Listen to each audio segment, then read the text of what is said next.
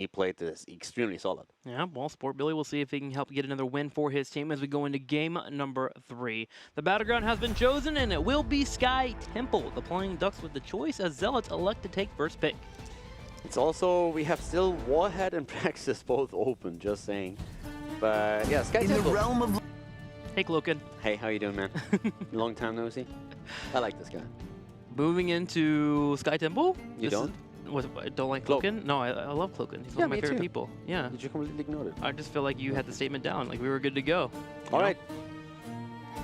Boom. Sky Temple coming out here for our next matchup, and we're going to see what's going to be happening between our two teams. Now, Falstad pretty popular on this battleground. We've seen a lot less Falstad from the Playing Ducks, but after seeing it in game number 1 on Dragonshire, I do wonder if they might consider picking it up themselves. I mean, Falstad was played by Sport Billy. He can't play, well, he probably can play 5 heroes. They should give that a shot because it feels, I mean, actually by now, Next week he'll be support main.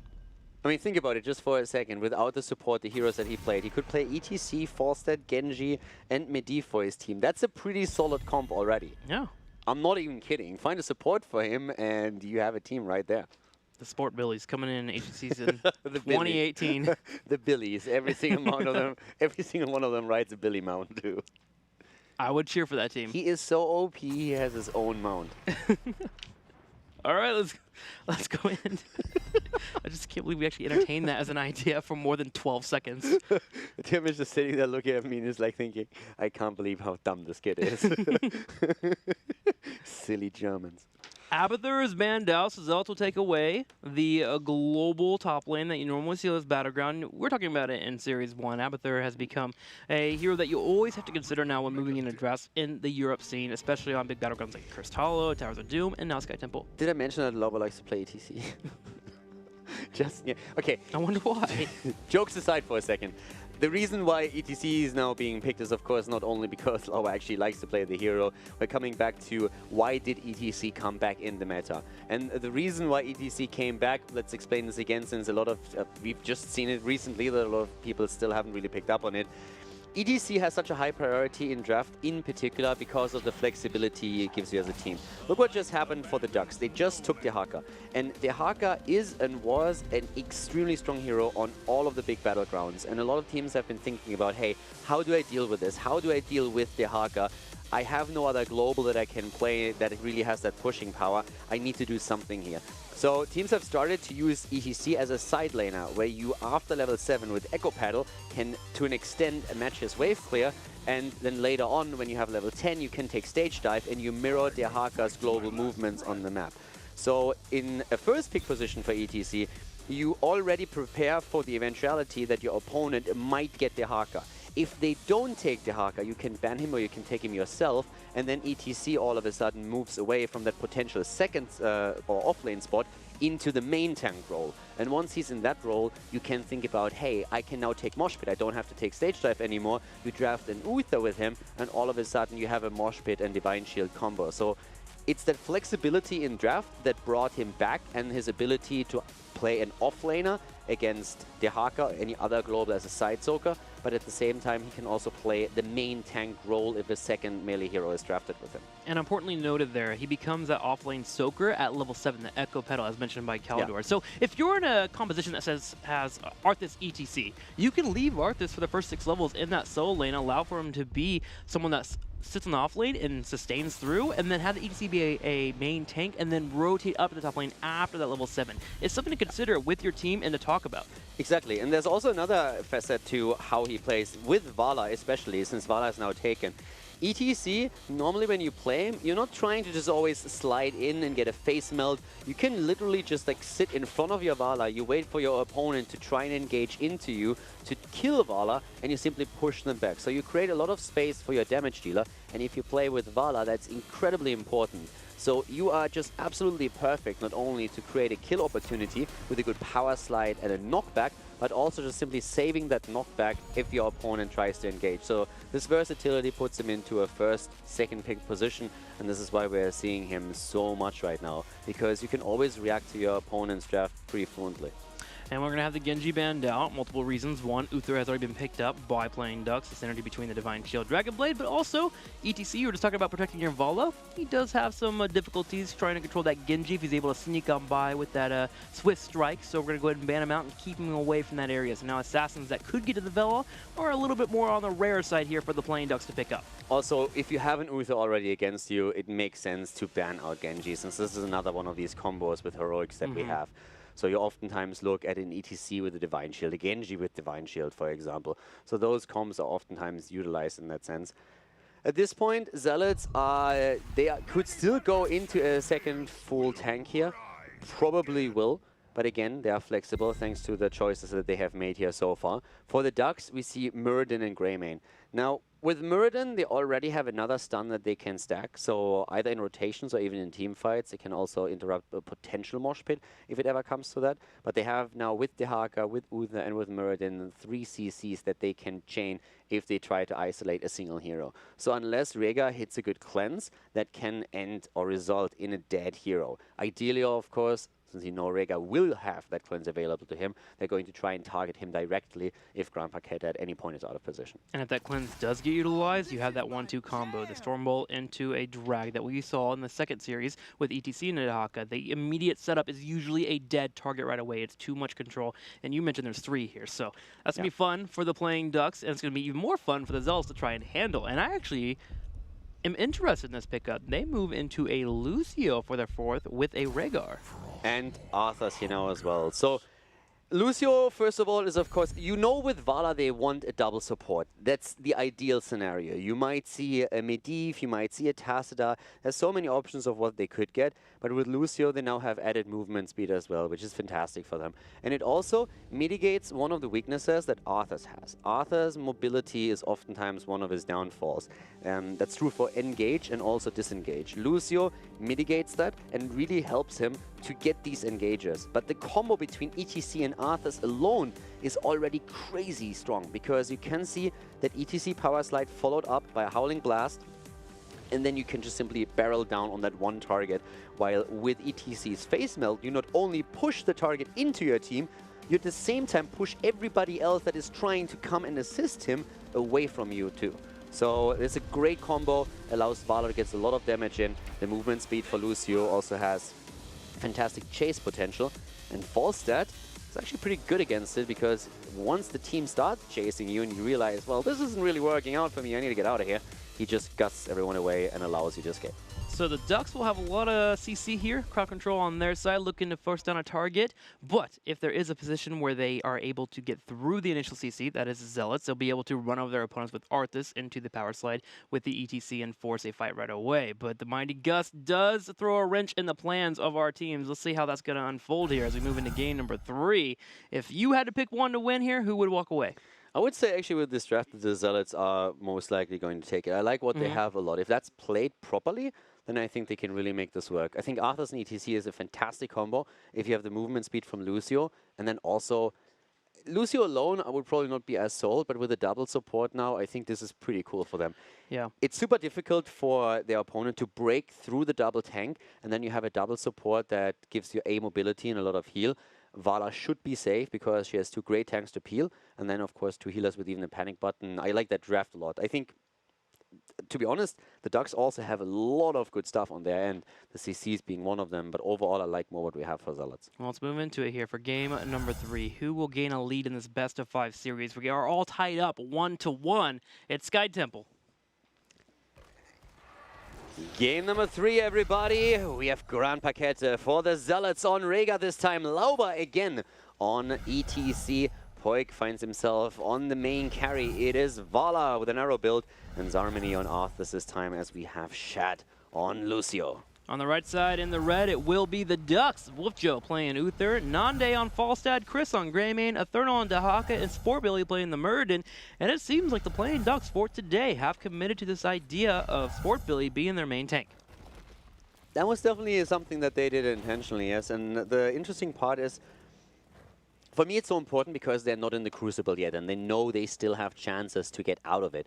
So they made a switch again. keep in mind how this all came to pass. We had in phase 1 them playing with Crisplosion, and that didn't really work out for them too much. So they decided after the end of phase 1 that they would switch out their tank player, and that meant that Nande also had to slightly switch his role. And ever since then, things just didn't really work as much as they wanted to.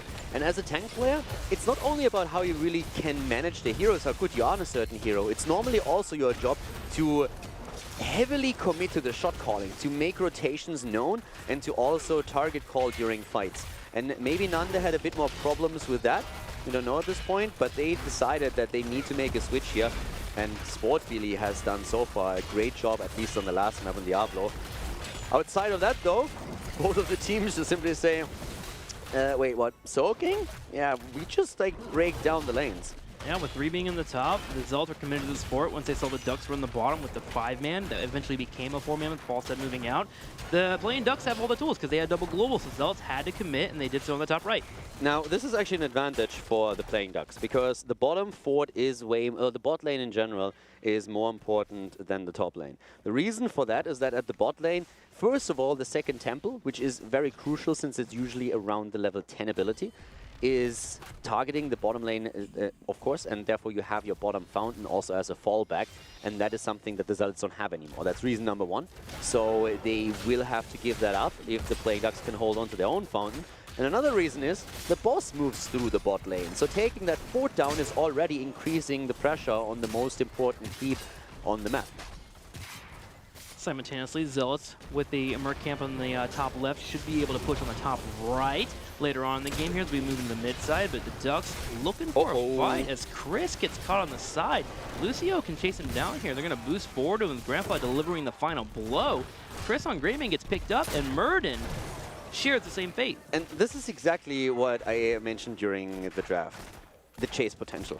If you have someone like Lucio on your team and you are starting to win a fight, you can really hunt them down easy peasy. This is why Falstad after level 10 is really going to give some extra utility to the Playing Ducks since they can use his Mighty Gust to blast them away. But this early on, you just don't have the tool available. So whenever a fight turns against the Ducks, the Zealots can just chase them down one after another, which is exactly what we just saw here, resulting in 2 kills and also a lot more shrine control, temple control than we've seen from the Playing Ducks. And they'll continue to look for those fights before 10 hits. They have 5 more levels before the Ducks do get that Mighty Gust to retreat. Going to be hard for the Ducks to disengage from those fights, so now they play a bit more safe. They're working on the mercenaries on the right side, working on the experience on the top, but the Zealots are well ahead. They're about to hit level 7. They're in a spot to grab Giants, and I can see them invading their opposing Giants too, especially with those Knights just being grabbed in the top right. If they actually start to play a little bit more aggressive, and they are also very aggressive in the way that they soak experience, they can still fight for that bottom temple. Normally I would have said that on even Helens the Ducks have a huge advantage since they still have the wall, their fort that they can retreat you to, so their distance to safety at the bot lane from the temple is much shorter, and they also have the fountain. But with an early level 10 ability for the Zealots, they could easily say that they are just simply going to try and take that temple regardless. So that's going to make for a very interesting dynamic now. Ducks trying to stop him. Shad comes in with a boop and will knock everyone back after a totem does come out, and that choke to make it hard for the Ducks to move forward. 7-7 as we have the Ducks starting to mitigate some of that experience gap that was fought by the Zealots with their kills. They open the top left lane with turrets, and they're looking pretty darn solid here with Nande trying to maybe set up for a gank on Zarmony, but the Zealots aren't going to make any crazy plays here as they work on the mercs. Yeah, and also the camp has now been taken, so the bot lane needs to be defended. This is something that Vala is going to take care of pretty soon, starting to make her way down there. They need to push that back, and that is also going to give them that experience lead back that currently they don't hold anymore because they haven't taken out these scams at the bot lane just yet. But in the meantime, we have also in terms of build, Skullcracker taken for Muradin. That's another important talent to get quick and small interrupts here. Vala is starting to stack her Arrow Quest as well. That's going to increase the damage even more. But of course, so far we haven't seen too many just yet. 5 hits so far with the arrow. Overall, you need 20 to complete it. But now we have the level 10s. And this is when ETC normally makes the rotation up to the top lane. But in this case, Zarmony on Arthas is still holding the top lane, alone against the 2 globals that we see for the Ducks. And ETC finds himself down at the bottom of the map, trying to be aggressive towards Sportbilly. That's why I was kind of hoping to see Zealots be a little bit on the aggressive side earlier when they got the couple of kills and moved the Giants. Now they're in a spot where Foss is going to fly down, Dahak to burrow in, it's going to be a 5v4. If a drag connects Zealots will lose a member. Eternal goes for it. He hits a tongue. It will be on ETC. Lauber turns around. Arthas is flanked down, looking for the fight. Yeah, this is a 5 versus 5. Lauber is still there. He's in a bit of trouble, but moves out. So resources have been spent to try and attack him. Did not result in a kill. They are still in a situation where they actually have more experience, and a lot by that. They only have half level until they will hit level 10, and that is massive. But now there's the fountain. This is the problem when you lose your bottom 4 this early. This is why that exchange was better for the Zealots earlier. The Ducks cannot make that play. Their problem is they don't have the experience. They don't have that early level 10, the Zealots have it, so even with the fountain and the short distance to safety, the Ducks have to simply yield on the temple and accept that they won't be able to fight over it, because that 10 could have ruined their day. Lauber staying alive there really helped the Zealots, especially with Zormani rotating down and giving him an anchor to run towards the power slide out to, and this is what they get as a result. They open up the bottom side, they work on the well, and they'll answer back on the fort. But the Playing Ducks aren't just sitting here. They contested the middle lane. They got the fort opened up. It's low on health, and it's easily picked up. You're completely right. They're not sitting Ducks, they're playing Ducks. Hey. Here comes ETC after the Globals moved in, and he's back to business as well. Nice use by Paul's ult here. Double, falls that down. The double Rain of Vengeance hitting 3 heroes every time. Sport Billy low. Here comes Lauber again with another slide. They're trying to go for the Hakan. They are likely to get Eternal here. They're trying to get Bulb Joe as well. Shat is just boosting past him, using his boop, moving out. It's a triple as Uther falls. They dove way behind the fort here. And on the way back, they can, of course, get an easy kill. The Ducks with the attempt of global play, but the Zealots are shutting it down. That wasn't a bad play either by the Playing Ducks. That was a great gank. The Mighty Gus into the fort to lock them down in the area, get a couple of turret shots in too. But the Rain of Vengeance coming in from Poik, landing on multiple members, allowed for ETC to get a stage dive off, slow multiple members down, and Arthas was in the middle of the pack. And if you don't kill Lucio there, it hurts. He had fantastic interrupts, Poik that is. With those 2 Rain of Vengeance stacks, he did so much. Like both times he hit 3 heroes. That was pretty solid. So well done by him. And they didn't even have to use all of their heroic abilities. If you look at Rhaegar, he didn't even have to commit to the Ancestral. So right now, it's again a level lead, which in itself is already great. But the more important part is really the situation in structures on the map. Not a single fort left on the side of the Playing Ducks. The Zealots are so far doing a great job. 5 kills against 0, of course, just underlining that. Ahead in experience against double global, the map being opened up. The Zealots, if they continue to make sure to continue to soak their lanes, being about to get level 13, and continue to be aggressive in this movement like we've been seeing, we can see them control talents, and if they just go ahead and control temples one by one here in exchange, they still come out in the trade. So up at the top, great gang to take down ETC, but I want to use it just for a second to underline what we've been talking about in the draft. Now that ETC has his stage dive, they've been switching from having Arthas at the top or the off lane to having ETC on that lane. Now he got ganked and died, Nanda with an attempt for a gust that misses, unfortunately, for the Playing Ducks. But it's important to note now with this priority on ETC now, why this changed. Once the global is there, he's the offlaner. Before that, they used Arthas in this position. So now, with the heroic ability coming online, their roles switched a little bit, and that's why now ETC finds himself on that solo lane. And he got cut out, though, which did hurt a lot. The Ducks were able to come in for a big gank, 4 members jumping onto him, burning him up, which allowed for them to grab these temples. And they, with that slight maneuver, have gotten back on the talents and are able to open up the battleground. They're putting damage on the keep on the bottom side with Dahaka holding it in here, and with the Gust being available in 15 seconds, Zealots have to run as a 5-pack. You can definitely see the impact of a double global for the Ducks right now. Because they have that, they are closing these experience gaps easily, or more easily than their opponent. Nice attempt though at aggression here up at the top. Once again, of course, Shat supporting with the speed. But this is really the important part. You're working against a double global, and ETC is great, and he can mirror Dahaka's movements, but you have a falset against you too. So the Ducks, as a very experienced team that they are able to play around that as much as they do currently. So both of the teams and structures, even on the map, 5 kills against 1 in favor of the Zealots, but when it comes to experience, both of the teams now heading into level 14. The Ducks playing aggressive, and you gotta enjoy it, moving the top left to grab the mercenaries. Not much on the field to grab besides those mercs and the boss on the bottom side, but again, with the double global, Falstad can fly in, bring the Mighty Gus, help out in the fight, and then we can also have Dahaka brush Stalker in. They decided not to do so, with 4 showing up on the left side for the Zealots, but the tools were available for them, so I like the attempt, even though it doesn't pan out. There was half a second missing and the Ducks would have stolen the camp. Half a second. The Ducks did all the work and then the Zealots move in and steal the camp. It was a quick rotation from the Zealots, and for the Ducks it was a bit unfortunate. If they had another hero there to just anchor the side and slow them down with one single ability, that would have already done the job. Again, the aggression. Lauber being attacked. I think he might have to jump out after this one, but Wolf Joe is still there. There's another stun. There's no reason to try and go for a stage dive.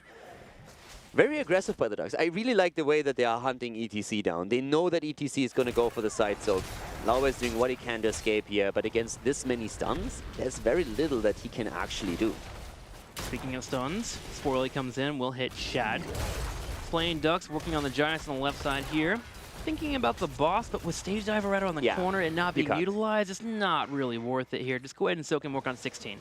The thing is, I'm pretty sure if he would have used Stage Dive and tried to escape... Oh yeah, you go for it. And then an interrupt happens, I mean, you might have, but yeah.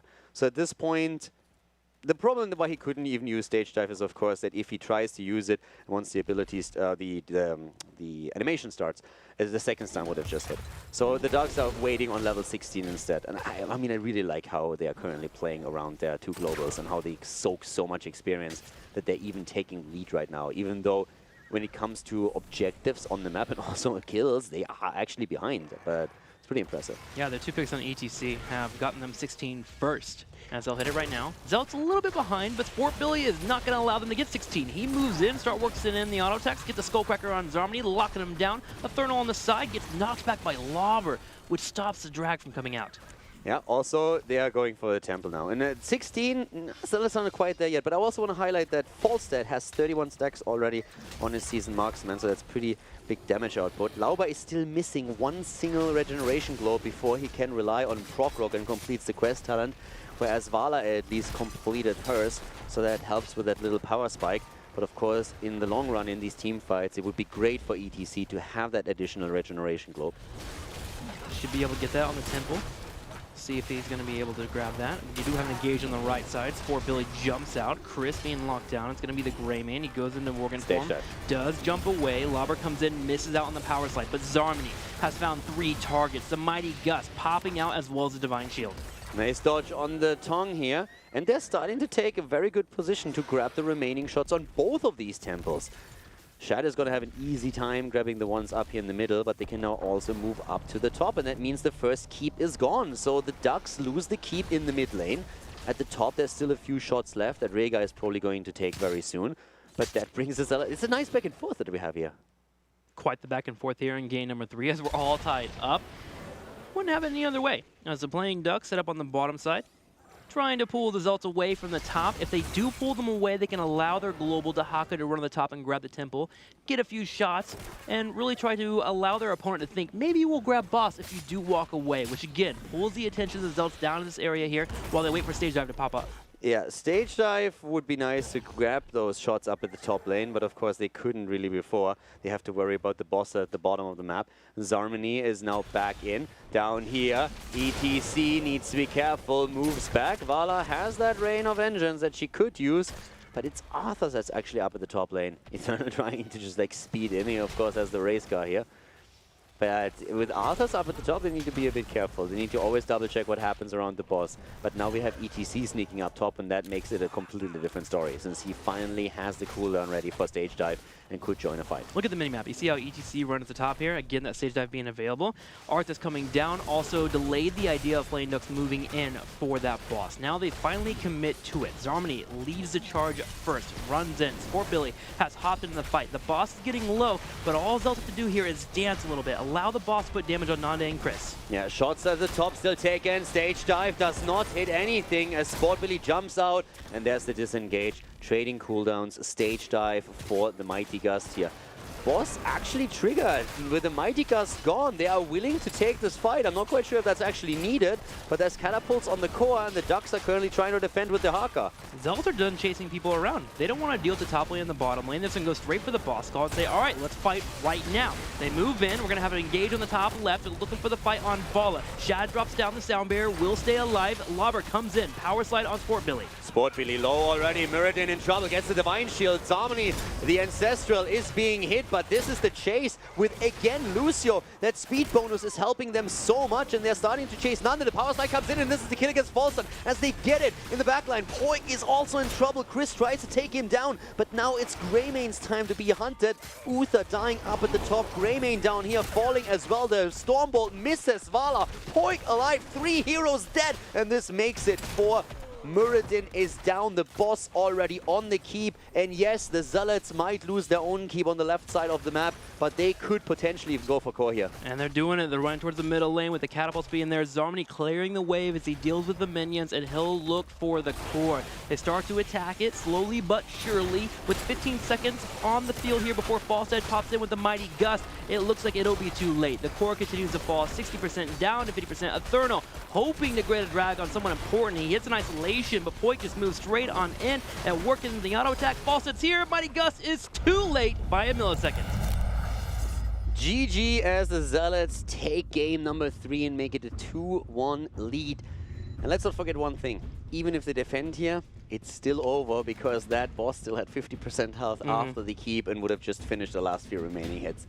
But overall, great play here by the Zealots. I have to say that the Ducks really impressed how they used the 2 globals to stay back in. But also that last call, just saying, Gus is down, you have nothing.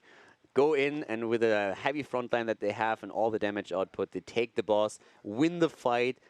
And I mean, that was pretty well done there. Also, as much as I like ETC plays here on the side of Lauba, Shad on Lucio, that was pretty good what he delivered in all those fights. That was pretty decent. I would say the Shad on the Lucio, and then of course Poik on the Vala, that Rain of Vengeance on the bottom side. That was a turning point where I would feel like the game would just fall way too heavily away from the Zealots to be able to fight in. But Poik land that Rain of Vengeance on multiple members, sound barrier coming out, allowed for them to stay in the game, get a lead. And again, you mentioned the Playing Ducks found moments where they started to try and get back on the battleground, get experience, and they did just that, but in the end, it just wasn't quite enough. Let's also think for a second of how difficult Eternal's life is in this game. You are the Haka, and you know your main target is Vala.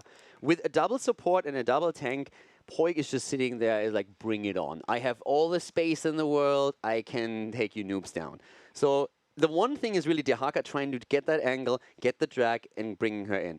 So what are you dealing with? You deal with Lucio, giving her not only movement speed, but just simply booping you away. You have a Howling Blast against you when you appear. ETC is face melting you the entire time. And then on top of that, you have also Rega with a quick totem slow. And during all that, Vala just auto-attacking. She just fires away. So you basically have no chance, unless everyone on the other team completely blows it. You're just sitting there saying, like, that's a drag I'm never going to get. Doesn't work out there, as Vala was able to get their team into a good spot, move forward. Zealots get ahead in this series 2-1. Let's go ahead and take a look at the HGC Global